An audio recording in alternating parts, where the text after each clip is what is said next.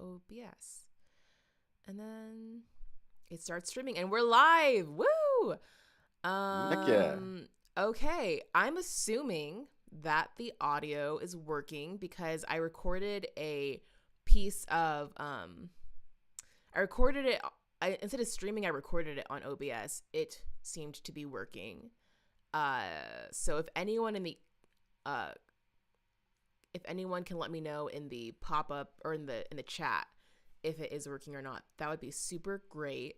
But welcome everyone. We're talking about the Red Deal today, and it, it's really exciting. We're going to talk about decolonization. So, without further Yeah. ado, Evan, take it away. All right. So the first part that we have up, I think we covered it a little bit a couple of weeks ago, but I did want to start with it because it is like a really great introduction to what we're going to be talking about for basically the rest of the introduction. And that is this part on the caretaking economy. And they focus a lot on this. I think this is a really important phrase that they use, a militarized extractive economy. And they are proposing the opposite of that, one that is demilitarized, decolonized, non-extractive, that sort of thing. Um, and there's this part just as they're talking about caretakers and um, what caretakers are. Essentially, it's just how do I define this? They don't have like a specific spot where they go, this is what a caretaker is. Um, because I think the term is fairly self-explanatory, but it's people who are are employed in jobs that are uh, conservationist in nature. So taking care of people, taking care of land, taking care of the environment, taking care of your community. That includes teachers. That includes um, like literal like care workers. So people who might be in like nursing professions, like anything like that. That's support the actual community around the environment. Uh, so that's they are proposing um, a caretaking economy instead of an extractive, militarized economy, and that's what we're going to be talking about basically for the whole rest of this introduction. It centers around this idea of removing the militarized extractive economy and shifting to something else entirely different, which they continually detail as they go on. So, what did we like about this first little bit? I have a couple of things, but I just wanted to make sure, like, if you guys have anything.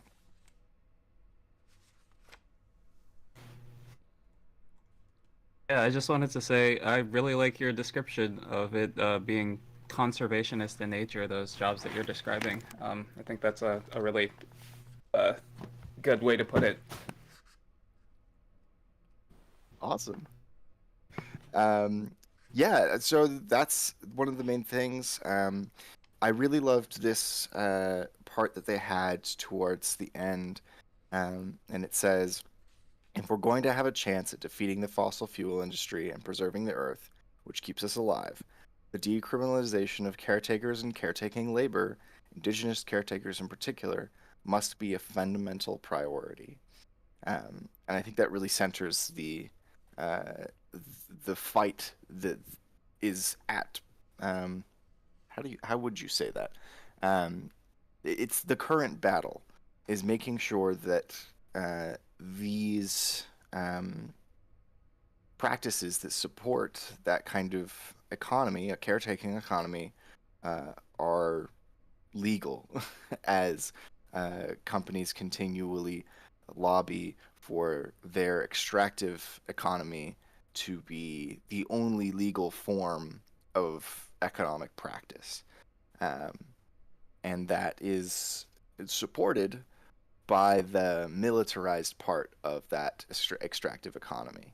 Um, and we get to see that as they, you know, we talked about this last time, but the examples that they give are all like I, I think very convincing to their point, especially with the Lakota water protectors, and then later on they talk about um, some other examples that we'll get to.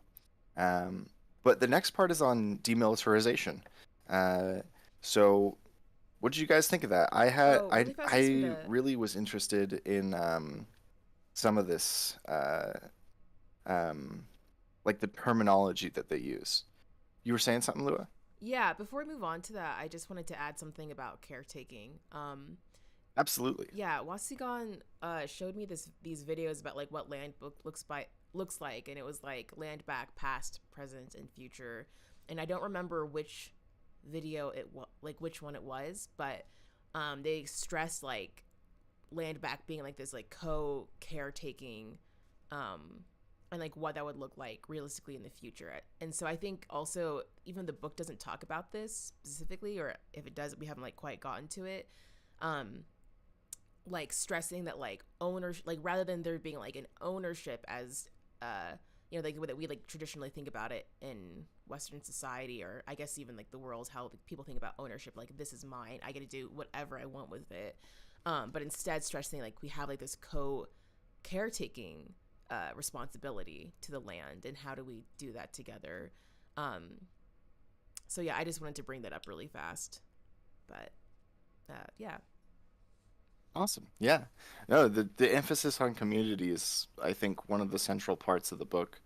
That and their major call to action.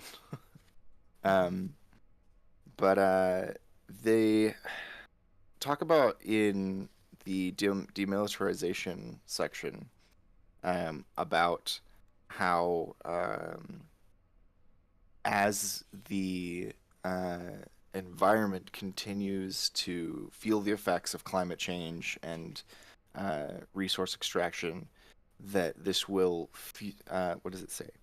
Um, Here we go. The intelligence community's 2019 worldwide threat assessment warns that environment likely to fuel competitions for resources, economic distress, and social discontent in the present and near future by threatening infrastructure, health, water, and food scarce security. Um, and they talk about the reaction that, in particular, uh, Donald Trump had in 2019 of trying to suppress this assessment.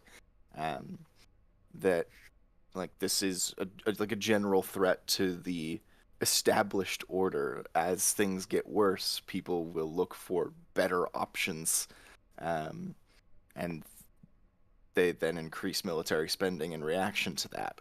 And so it really is making the case for um, the demilitarization to be a priority.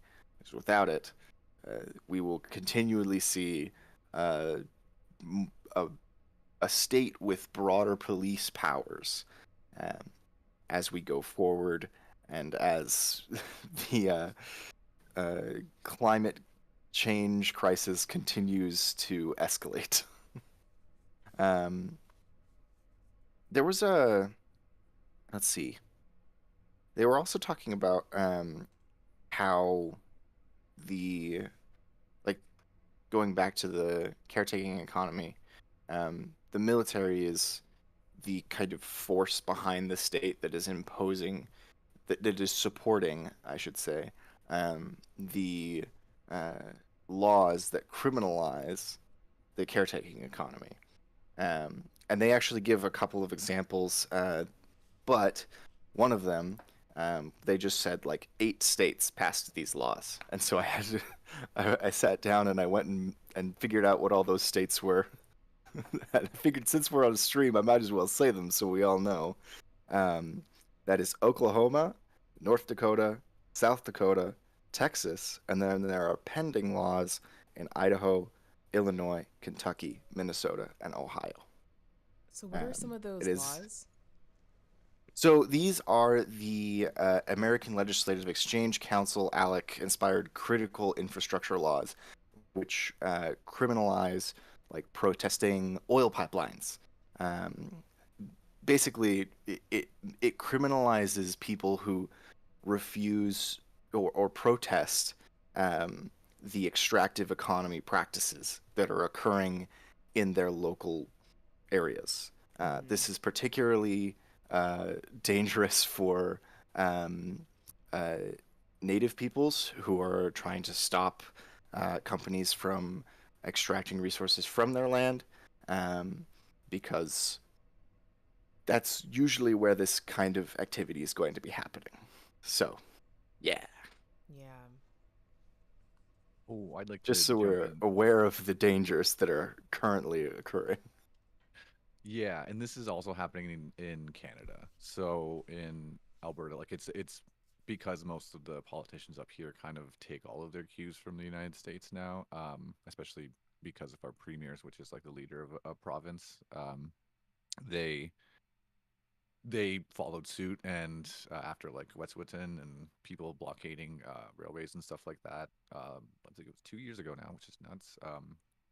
But either way, they there was a spate of provinces that decided that exactly that it was a critical infrastructure bill, like it was literally copy and paste. So, but some of them, I think in Alberta, you can't even like on sidewalks and stuff like that. They broadened Oh it so wow. much that you like if you're blocking any infrastructure from like even just like street wise, like if you're blocking a street, they then have like full power to like arrest everybody that's doing that, which is really brutal because if you see what's happening in Ottawa currently, there is nobody being arrested, and you know the demographics a little bit different. So like it's kind of like a clear Yeah. cut way of criminalizing us and letting other people, off with that stuff. So it's like instantly not even being um, implemented equally. So it's interesting. But anyways, I just wanted to get the Canadian perspective in there. Well, yeah, totally. Um, and now that I kind of I've addressed some of uh, efforts of the state and those in power to halt progress, we can talk a little bit about land back, which is one of the major pushes that we have for actually addressing um, these issues. Um, and let's see. Yeah, I made a note about bear's ears. There was a really great quote that I wanted to talk about. Here we go. It's pretty short, but I think that it's a good opener for like um, an introduction to the general idea. And it says, "No society can ever have an ethical relationship to a place it stole." Oh my And I gosh, thought that yes. Wait, what page is right? that? It's Where's on page 28. It's up at the top. Um, it's kind of midway Oh, through the paragraph. yeah. Can I just read this whole thing? This whole Oh like yeah, go for it, so please. I underlined this like this paragraph. So today white settlers own 96% of all agricultural lands and 98% of privately owned land in the United States. In 1970, Vine Deloria Jr. or it could be Veen, I'm not sure, but that's also Ella Cara Deloria's brother, who's like written a lot on they're Dakotan, and she wrote a lot on the Dakotan people, and she's an anthropologist. Um, so this is her brother. Candidly spells out the problem and even suggested a solution to North American settlers.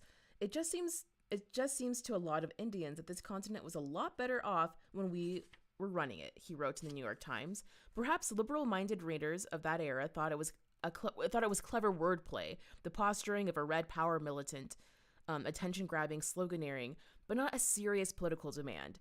To the original people of this land, it was truth and prophecy. No society can ever have an ethical relationship to a place it stole. And yeah, I thought that was so powerful. And yeah, Oh yeah, a lot of it's people just it's think it's good. like a joke or something. Like, oh, like, we can't seriously just give indigenous people their land back. And it's like, no, but you seriously could. You could just start off with that at the very least. Yeah, I really like that. Yeah, Yeah, I thought it was super powerful. yeah. No, absolutely. It was that was yeah, it was really good. And it's I don't know, just as an indigenous person coming in contact with people that um try to blow by that point, but you can tell that it actually does kind of sit with them a little bit when you're like, this is, you know, not yours. There's no point where this is yours, and there's always a lot of like, conquer. That's the worst word, and a, a total lie because it wasn't that it was conquered. Like we signed treaties between nations, and even within the United States, it's like they're the war that they talk about, the Indian War, was only a war typified on one side. You know what I mean? Like only the American perspective and the current history and like the way they typified as a war was like it's not a war. It was straight up just genocide. Like it was oh, it happened over a long time. We like starved them out. It's like that doesn't sound like a war to me. you know. So anyways, like that's I think really really really yeah important that like Mhm. lots of people I know like a lot of people are not trying to turn the knife anything or anything like that, trying to make it hurt anymore, but that is like one thing that people really need to understand is that like even if I'm gone, even if all my family's gone, the history and the story will still be that this was stolen. You know what I mean? Like so anyways, yeah, thanks for highlighting that. That was really important. Yeah. Which And the next thing that I wanted to talk about, and we talked a little bit about this. Well, maybe not a little bit. We hit on it pretty hard last time, about how there's this quote here that says the imperialist foundation of federal Indian law, however, severely limits the exercise of tribal self-government. And we talked about kind of the issues that Native peoples have in interacting with the federal government, getting the representation that they actually can like use to say no to companies who want to extract from their land, that sort of thing. Um, and part of the U.S. One of the things is this doctrine of discovery, which was um, uh, codified into law during the um, Johnson v. McIntosh 1823 case, which was decided at the Supreme Court by Justice John Marshall. He's the guy who's kind of credited with uh, really defining what the Supreme Court is in the United States. But this doctrine of discovery essentially says that because uh, white settlers came to an area, found it, they discovered it, and therefore have the right to the resources there. And it's this particular court case and decision that is one of the main inhibitors to any court case that actually gets through uh, into the higher circuits um, in defense of native land.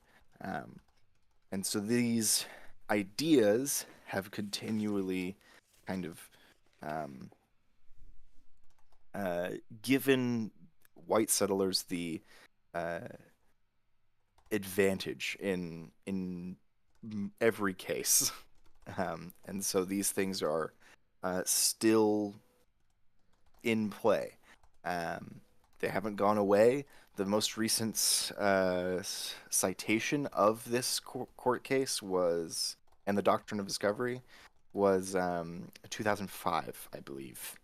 Uh, and we've only recently had several. I think it's. Oh, I researched it, so I knew it. So I knew what it was. But there's a bunch of church groups who have basically denounced this as like just a bunch of hogwash and it's ridiculous and we shouldn't have it. But hasn't reached the government yet. Uh, but going over to land back, they had this awesome part that I wanted to read. I thought we could talk a little bit about it. It's a big chunk of text, but I think it's cool. And it says, Transforming our relationship with the land would create conditions for caretakers who aren't exclusively indigenous to inherit the earth, to work with, take care of, restore, and heal the land as diverse workers whose labor is bound, quite literally, with the land itself. We are citizens of a land that has yet to be brought into existence, but nonetheless exists in the recesses of our long historical memories and revolutionary imagination. Land back, and I'm skipping a bit here. Land back means the return of just relations between the human world and the other than human world. It means removing the overseas U.S. military threat that encircles and bullies other nations. Land back is about justice and about bringing in a new world based on peace and cooperation, not coercion and force. What do you guys think about that one? Mic drop, you know? Right. That was my initial reaction. I was just Yeah. like, wow. Yeah. Yeah. Yeah, I mean, Yeah, it just. Oh, sorry. Go ahead. no, it's all you, Lua. I mean, I was just gonna say that that's just like super inspiring to me. Like, it's just like I hear that and I'm like, yeah, like let's make this happen. Like, let's go. But that's pretty much it. Yeah, yeah, it's really really great. I guess I just wanted to share a little bit about yeah, I when I read that, I was like, exactly. That's exactly it. Like as like I said, like I keep saying this as an indigenous person, but like you guys are all like my cousins, you're my friends. Like I've just met you and I would love to be able to live in that world with you. You know what I mean? Just trying to dispel the whole like we're trying to kick anyone out, you know, like one one interesting and really really cool thing I like about um my people and specific like my grandma's people who are the Blackfoot, um the measure of like a person and I guess like man at that point, but a measure of a person was basically measured by how much you could share. So they basically, you know what I mean, how you would flex on people back in that day was just like share as much as you could. And to think that we wouldn't do that after, you know, is it's a fallacy. You know what I mean? Like we're like I'll go back to the two row wampum. Like that is two row wampum was uh, something that was made between I believe it was the English and the Haudenosaunee or Iroquois, and it was basically a document in their form that kind of signifies that the two peoples that were now on the land, which would be the settlers and indigenous people, would live together, parallel, sharing the land like completely. So like that's one thing I want to remind people of. Like since the start of this whole project, that's been our energy coming. So you know what I mean? If we get enough people come with that energy coming back, then easy peasy. We'll get this done. Heck yeah. Do we have anybody else? Yeah, I love hearing you speak about that because it seems so like optimistic and doable and everything like that.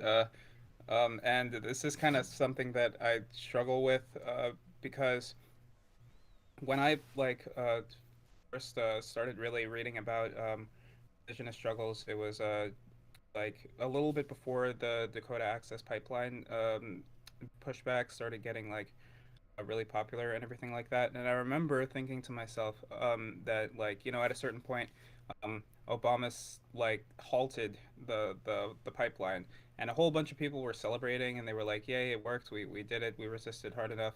Because like they were doing little things that I'm sure add up, like changing their location on Facebook to make it seem like they were in the area and confusing all the trackers and stuff like that. Um, I was like, I have read enough to understand that this is just a pause and things are going to continue. And it seems like overwhelming that like, it's not actually possible to do this whole fight the US government and get land back and actually like eradicate the complex sort of thing. But I mean, just hearing you talk about it, it seems like, you know, very simply, we're going to uh, get back to our practices that were about sustaining the land. It sounds so doable and nice. You know what I mean? Yeah. Yeah, that's all I wanted to say. No, thank you. That's great. Um, yeah, like it is a positive message, and I'm glad that we can all recognize that. Um, one of the and I guess addressing the like um the the fear that like this system is just going to keep rolling on. Um, the whole next part of the introduction is the Red Nation proposing four principles for action moving forward, and then we'll get to read all of their like specific stuff later on in the book once we get past the introduction. But those four are, la, la, la. My gosh,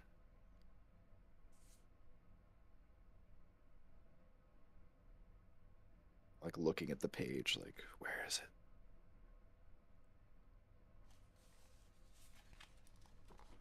Well, so The first, sorry. did you find it? Yeah. Yeah, tell The us tell first us what point it is. it's just because the digital version, all the page numbers are different. So, Oh yeah. but the first one is what creates crisis cannot solve it. The second one is change from below and to the left. The third one is politicians can't do what only mass movements do. And the fourth one was from theory to action. Awesome. So those are the three. Thank you. Thanks, Tom. I could have sworn there was like a bit on the first page that they're like they list them all, but I think that's actually them listing the three sections of the book later on. Anyway, um, but they have a little call to action in this little introduction to the four principles. It says, we on what you find in the Red Deal by applying these principles to your local, tribal, or regional situation. And then that just kind of goes back to like uh, my idea for like why we're reading this book is so that we can try and apply this stuff in our local, tribal, or regional situations. Um, so yeah, the first one, what creates crisis cannot solve it, is this kind of really compelling um, uh, uh, condemnation of only using the systems in place that the state has given us to, uh, make change, because those changes won't be as what's the term they use? I don't know if this is later on, but they use this phrase a lot. I think I highlighted it at one point. Um, non-reformist reforms is what they are proposing.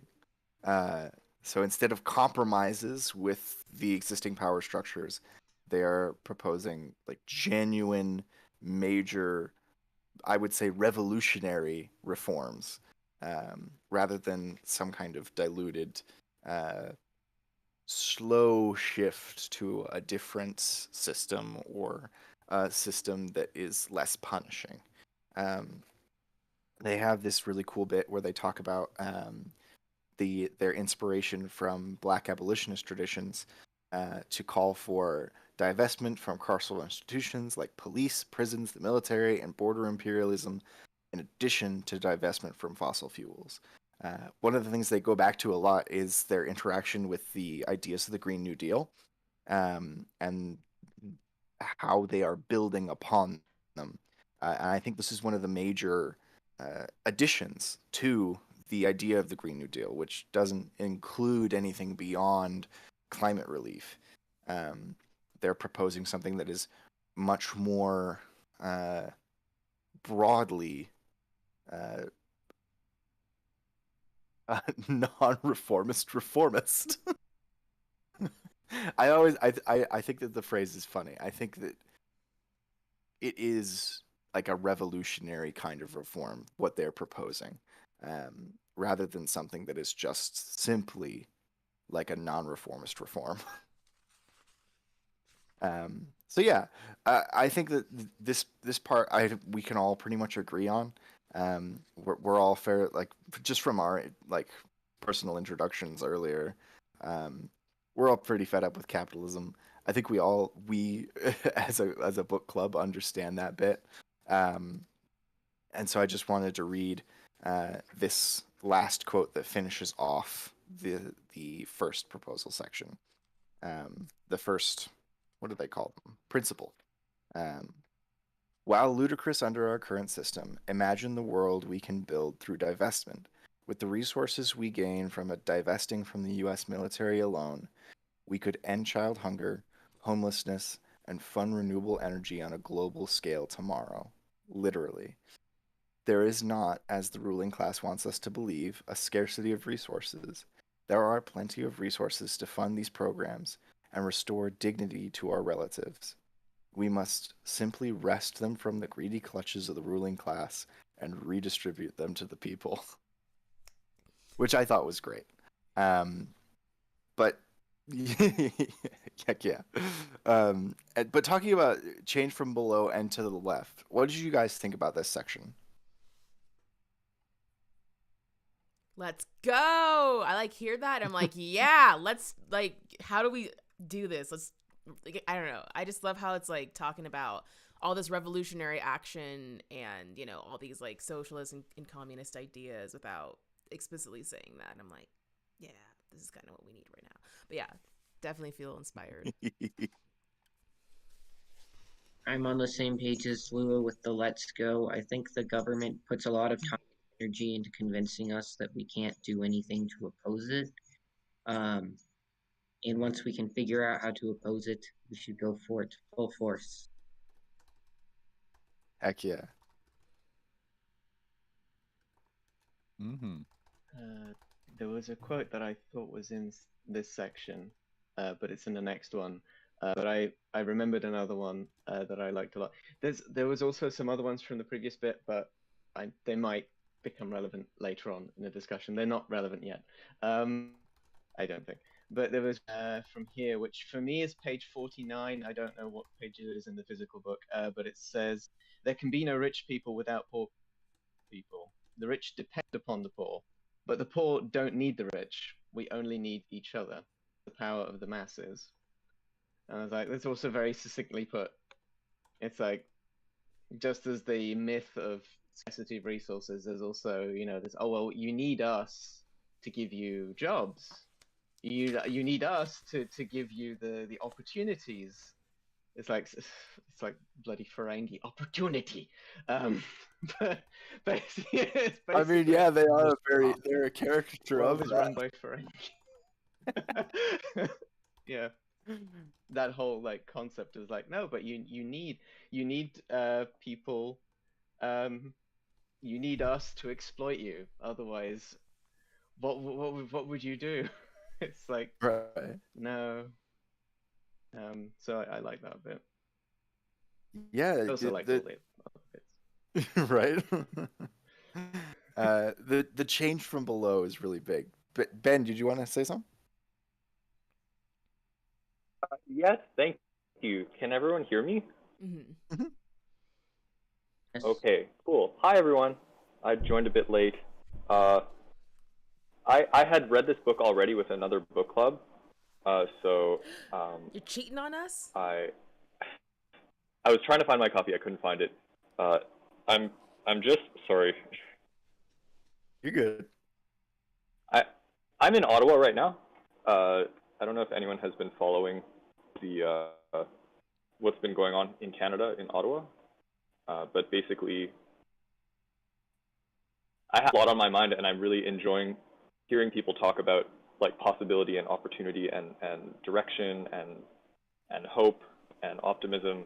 I'm really glad for that, but I feel I kind of have to temper that with a quick account of there's quite a few at least a couple dozen hundred, probably in the low thousands, of people that have descended on Ottawa, who are basically, by and large, kind of vaguely white, um, don't tread on me, libertarian, anti-vax, and making a lot of space, along with like kind of clogging up neighborhoods and people's lives, like making a lot of space for out and out white supremacists to operate.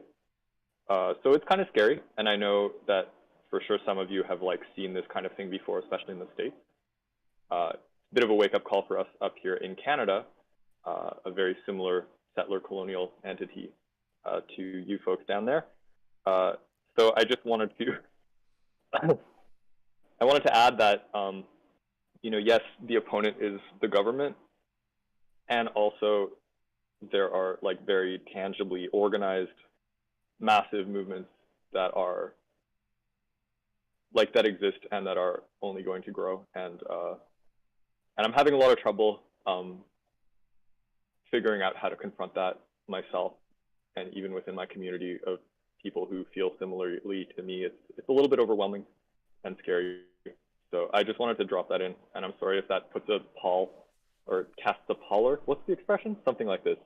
Yeah, you got it right the first time. I'm sorry if it's a big shift, but yeah, it just it's happening here right now, and it's scary. Yeah. I mean, if we want to talk about that, we can switch over to the fourth principle that they talk about, from theory to action, which is where they start talking about like very specific like calls to like do things, and then we'll get into the whole rest of the book later, where they really start going in on it. But in theory, from theory to action, this is where they talk about, let's see. Here it is. We do not yet possess the capacity for revolution. Otherwise, we would have seen a unified mass movement come out of the remarkably revolutionary energy of the past decade. And yet, we have very little time to get there. This is the contradiction and duty of our generation, decolonization or extinction. So they're very clear about it as well. And they talk about just like hitting the street, getting out there and talking to people, reaching out to other working class people and people who are also suffering under these systems, and banding together and creating communities. That's the whole idea behind the caretaking economy, is making this happen by just reaching out to people. Divided we will be conquered. As we like make sure to like be inclusive and talk to people and like get our ideas across, which I think this book does wonderfully. I'm actually thinking about sending over a copy to one of my friends, to try and convince her. But like that's what we can do. We can build our communities to help combat this. And this is something that like we can apply not just to like making sure the government like has to respond to our calls for non-reformist reform, but we can also do the same thing to help combat extremism from right-wing white supremacist groups. That ideology has for a long time realized the same like tactics. They build their communities through vilifying other groups. They build them through hate, and they enclose those communities off, and now they have something that they can band these people together with and then use them to implement reactionary reforms. Like, as scary as that is, the best way to combat that is to build an inclusive community where there aren't these enclosures. This is something that I've been talking about a lot in one of my senior seminars is how we create enclosures around our our thought, around what is allowed in our communities, and when we do that, we can lose things. Uh, and that idea is applicable here. If we enclose ourselves off and don't engage with the people around us, our ideas will never spread or be accepted. And that community that we're hoping to build won't materialize. I also But I think think we can do it. I think we can. with Go regards go for it, to Lewis. Sorry, I cut you off. no, you're good. I think with regards to people who are like radicalized and they're like anti-vaxxers and militia, um, I think those people definitely can get in our way, but I also don't think they're necessarily our enemy. In the sense like where the government literally is. The government's something that we need to address and talks about like divestment from the military, things like that.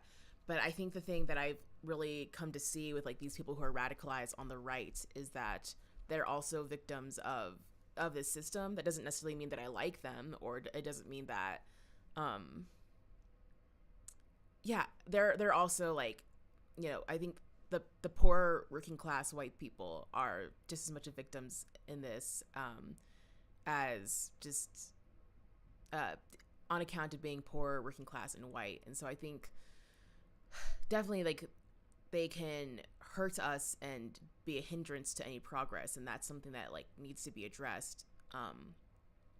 But I don't necessarily think they're our enemies. I think they're also just as much as victims in many ways. And I think like one thing that we can do to try to address this is like whenever the system fails is by kind of like coming in and being like, hey, like this is not working for you, this is not working for me. So even though we have these differences, at least we can try maybe working on this particular thing that's hurting both of us. But yeah, doing that's really tricky. And yeah, also it is really scary that there's just like these militias growing, and there's like all these very radicalized libertarian people and conservative people just on the rise. um but yeah, that's kind of like my idea for how to address some of that.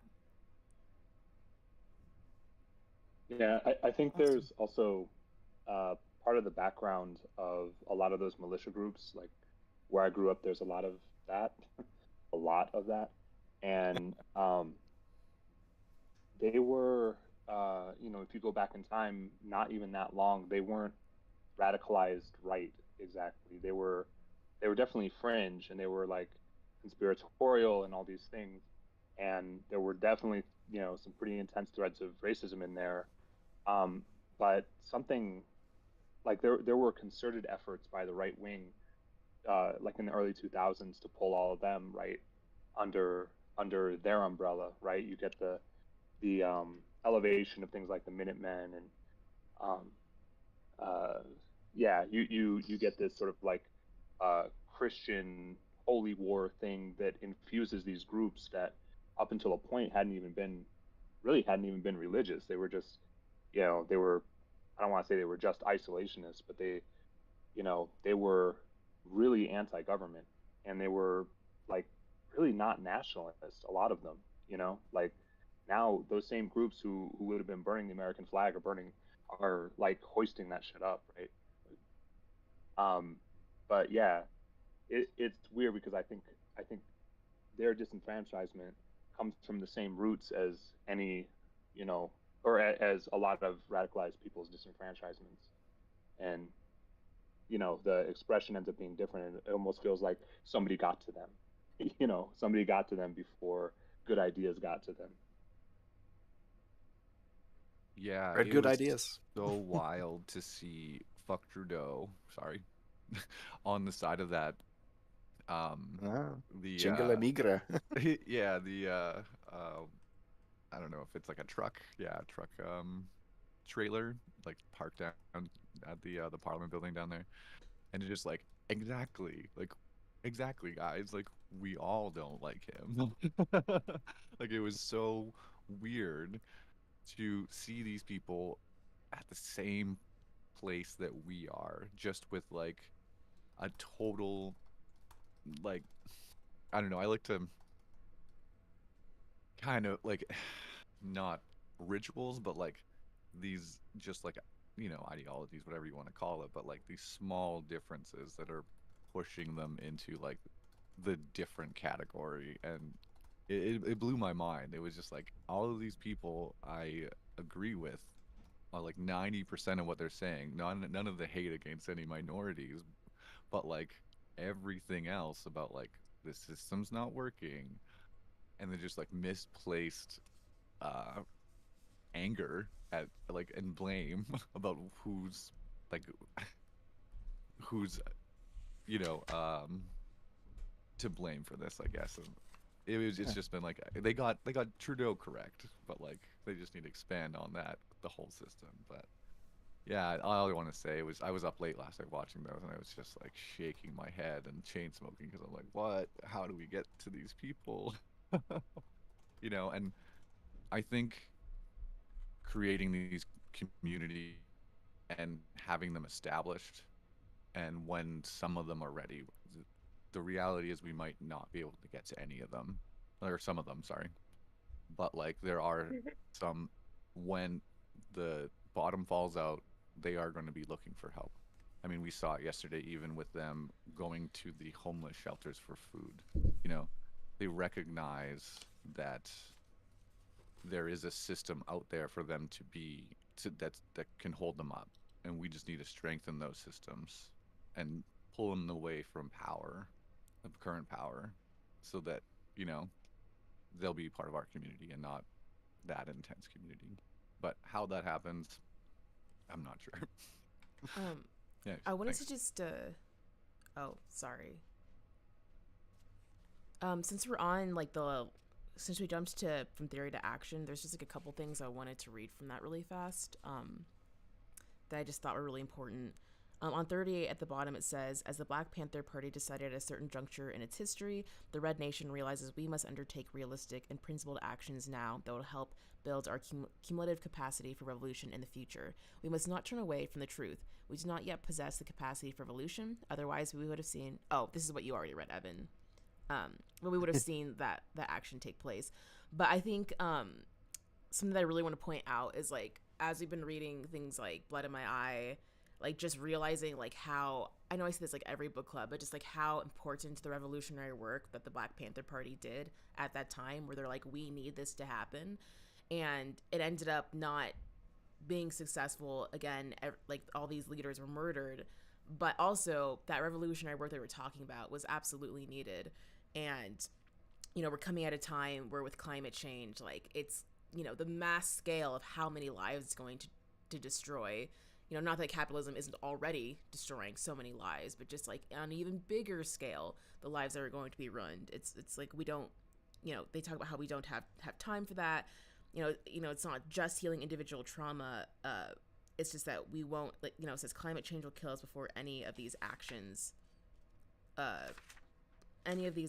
liberate the planet from capitalism, let alone improve our lives enough to wage a successful revolution. And one thing that he says, or that this book says, because I know it's multiple writers,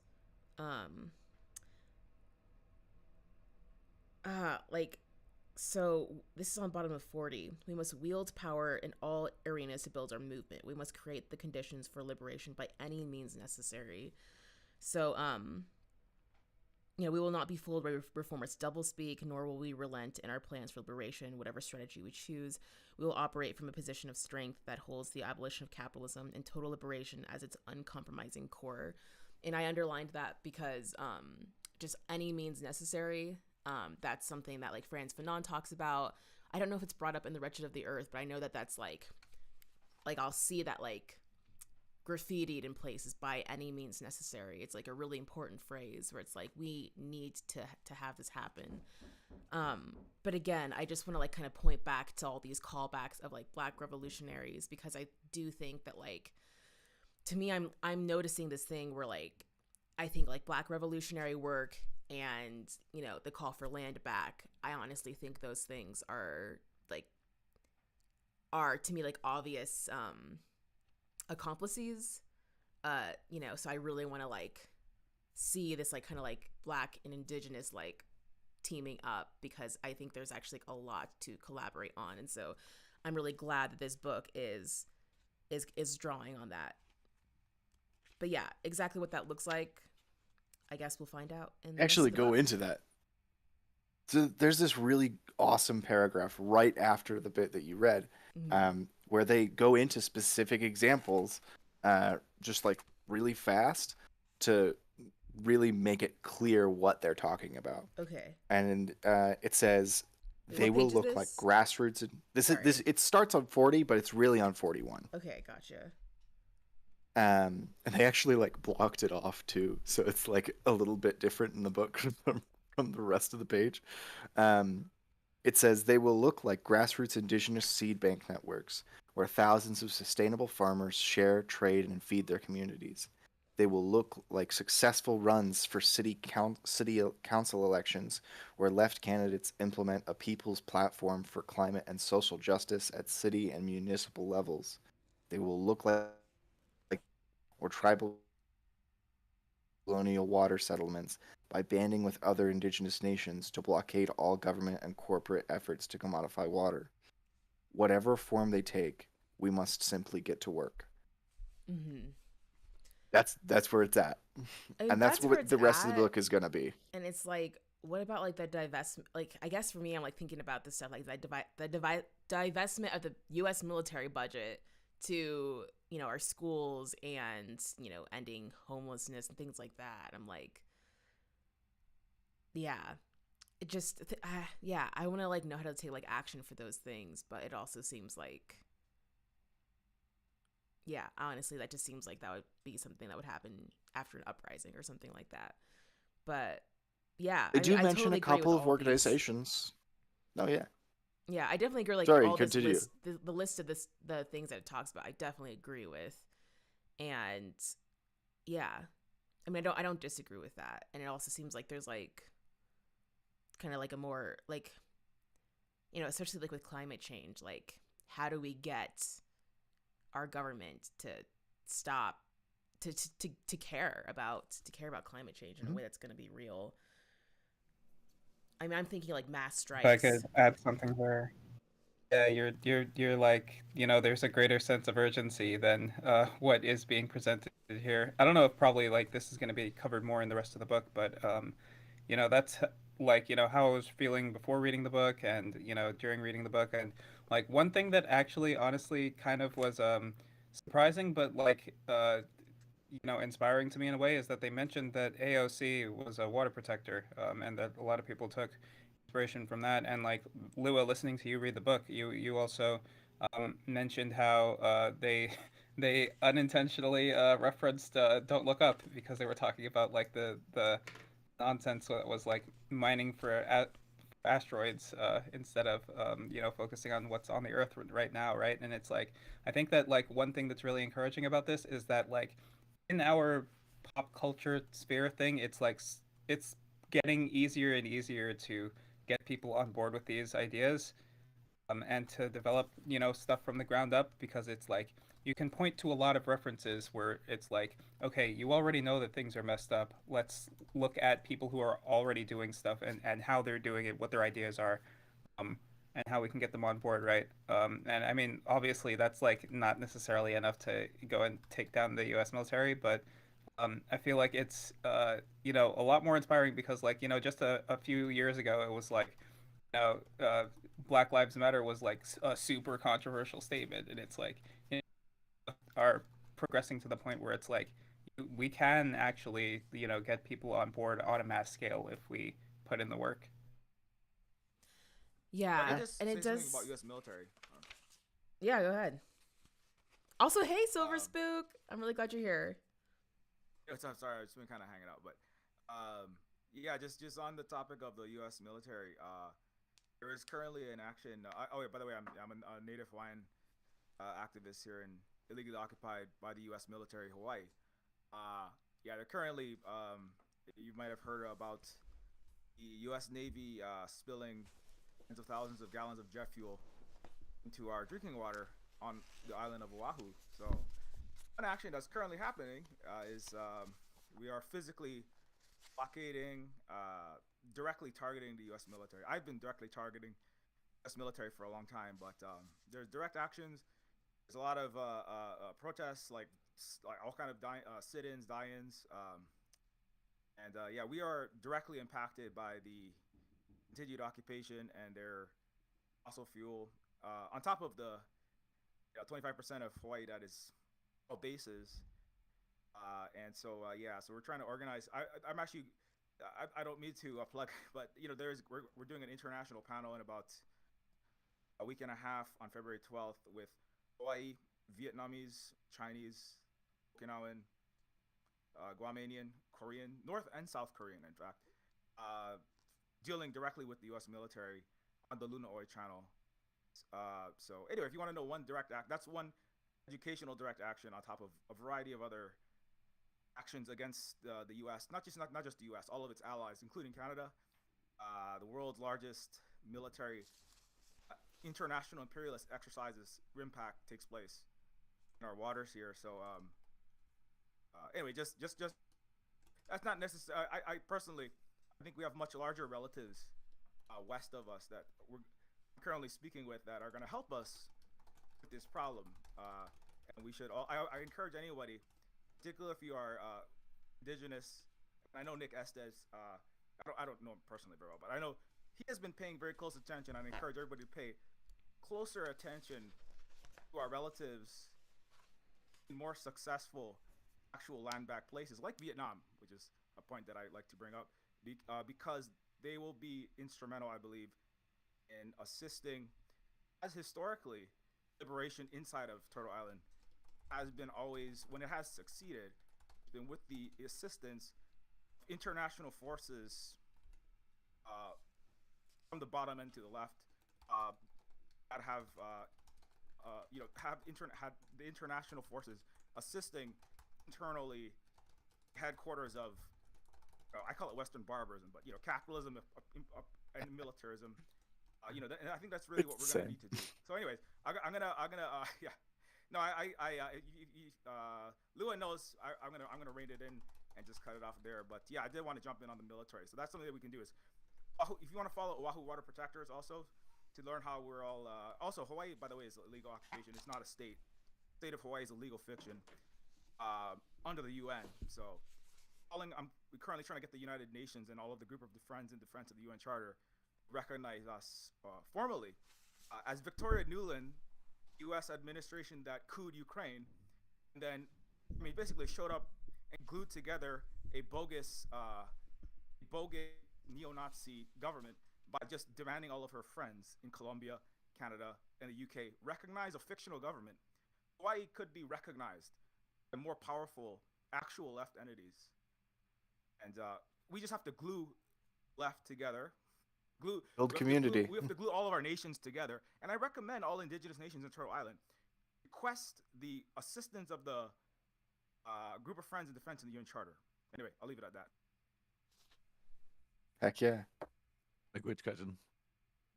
And one thing I just want to add, since we're I'm running out of going time. back a little bit and talking about something, but the U.S. government, we could do just about anything and they probably wouldn't care. I mean, that's partially some of my exhaustion from them constantly devaluing the lives and frankly doing things that result in the deaths of the lives of many disabled people through the pandemic. But before that, it was obvious.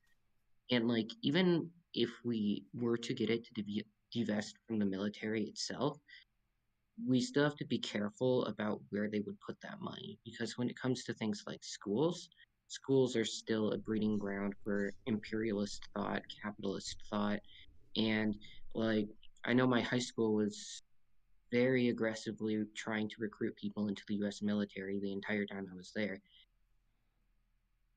Things that are currently run by this government, which is very colonialist, obviously, are still being part of that, and we have to be careful with that. I don't know if I said that properly, but that's my attempt.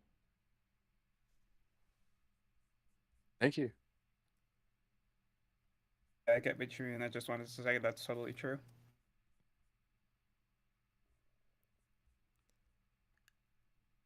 Just since we're running out of time, there's a couple things I wanted to add.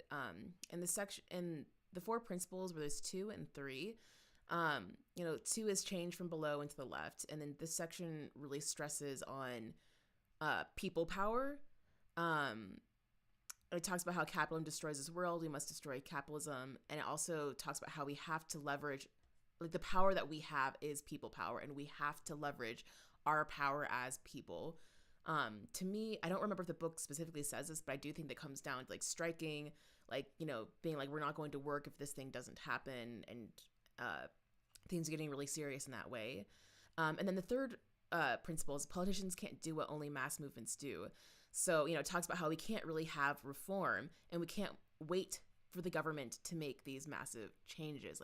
So again, this comes down to people power. And so I think that's just something that I want to really stress and leave with everyone, is people power. And I do want to share like one other thing. So, like whenever we did protests and stuff, I don't know if this was like across the board, but I remember like where I lived, whenever the speaker would start, they would say all power, and the audience say to the people.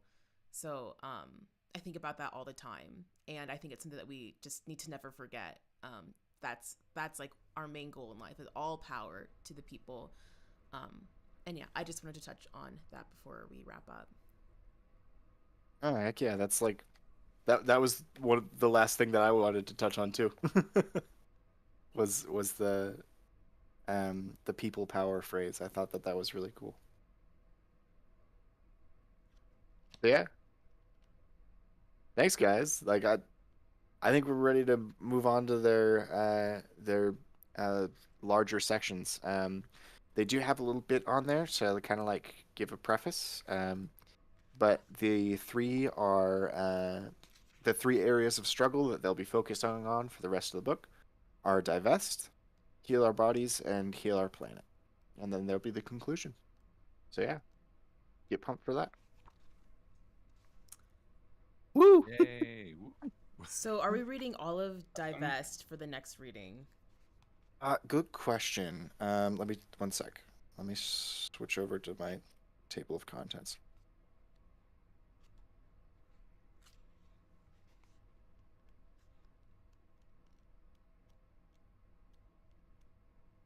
Yes, that's 27 pages. Okay, So awesome. yes, Sweet. we'll just be reading all of Divest, part 1. Okay, awesome. Cool. I ask real quick, Silver Spook, do you have Twitter that we can follow? Yeah. So I actually have two because my main job is actually making video games, but about anti-capitalism, anti-imperialism, and indigenous left perspective on things. But this is the like my personal takes on everything. You want to follow that one? Yeah, Lua. Lua was recently on my birthday stream, and we've done multiple uh, anti-empire, anti-racism, panels yeah, recently. So, and I'm sure we will again. But yeah, and follow me there. I think I just have a suggestion about us flexing our people power and specifically, just when we left off about the military. Um, we need to one follow Silver Spook and follow he's an amazing resource Doing it now. for the struggle on Hawaii and his people, and like he said, like he is on the front lines with the military in the US military, specifically Hawaii.